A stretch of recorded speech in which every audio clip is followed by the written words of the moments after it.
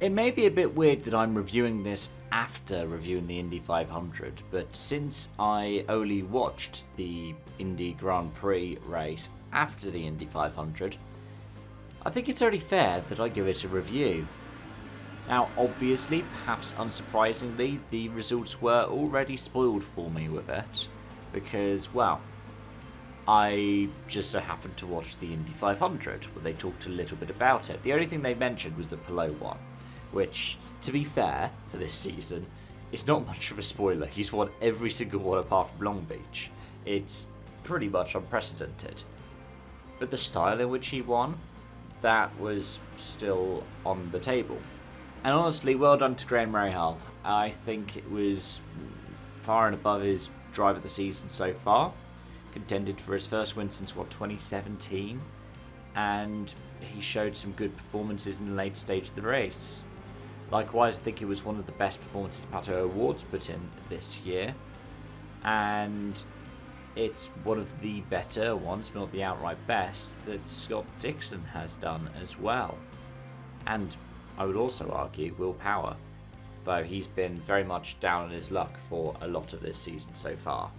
There have been a few drivers that were quite impressive for their performances, and I think it was worthwhile giving them a bit of a shout out. At the same time, there were some drivers that struggled. Some were through no fault of their own, I would argue. People like Colton Herta, for example, who lost a lap very early on because lap 1 loses half the front wing, pits, then after changing the wing they decide they're going to change the tyres, then after changing the tyres they decide they're going to refuel, he loses the lap. But yeah, there wasn't much more that he could do.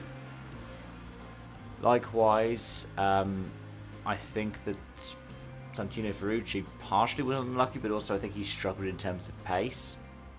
And another driver who had that same kind of issue was Marcus Ericsson.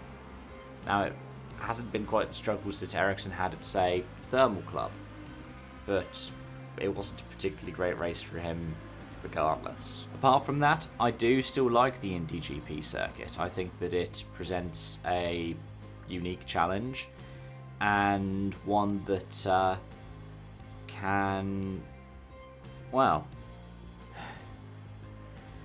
it can be different in terms of the level of difficulty depending on the car that you're in, depending on how those curbs are set up. I personally prefer the older version of it, the one that we had when F1 raced there.